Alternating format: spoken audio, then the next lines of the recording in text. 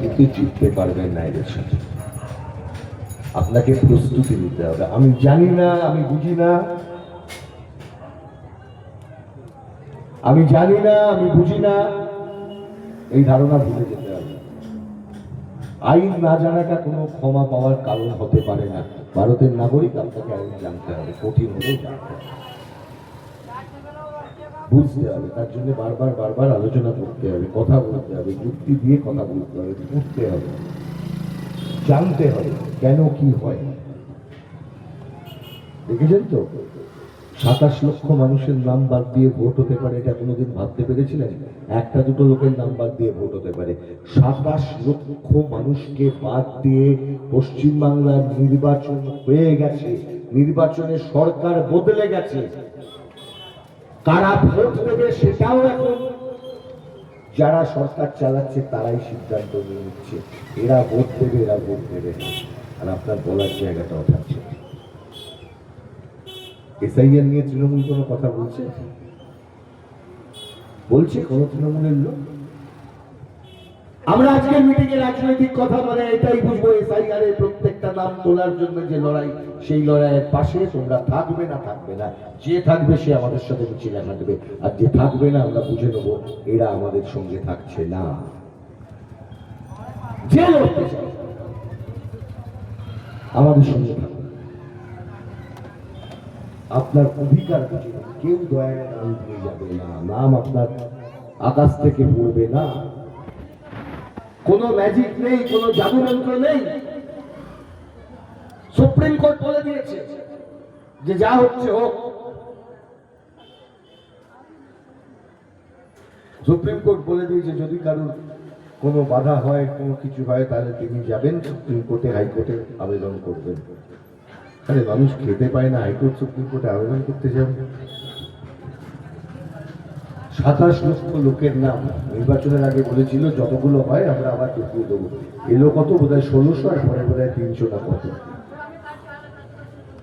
3 মাস ধরে কাজ হয়েছিল, 3 মাস ধরে নাম ডিলিট হয়েছে। নভেম্বর, ডিসেম্বর, জানুয়ারি, ফেব্রুয়ারি নাম ডিলিট হয়েছে।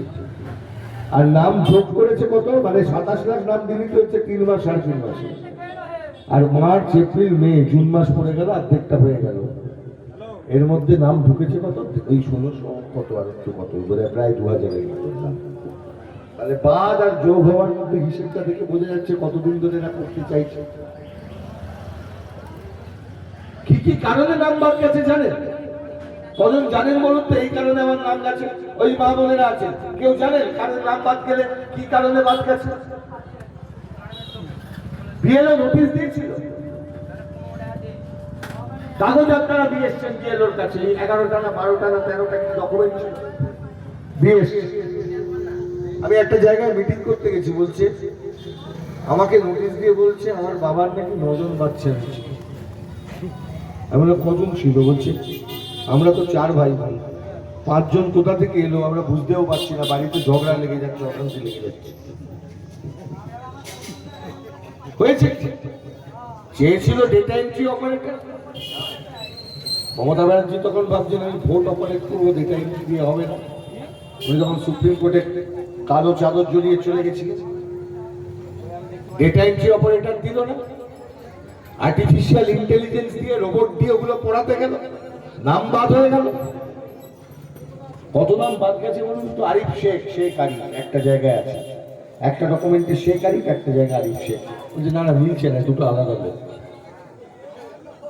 মোহাম্মদ ইরফান একটা ডকুমেন্টে লিখেছেন এমডি ফুল স্টপ ইরফান, একটা ডকুমেন্টে মোহাম্মদ পুরোটা লিখে ইরফান, বাদ হয়ে গেল। বাবার নামও তাই হয়েছে, মেলাতে পারেননি বাবার নাম। দেখবেন প্রথম অংশটা ছিল বাবার নাম, আর দ্বিতীয় অংশটা ছিল হচ্ছে আত্মীয়ের নাম। দ্বিতীয় অংশটা হচ্ছে এসআইআর এর অংশ, যেখানে আত্মীয়ের নাম লিখতে হচ্ছে।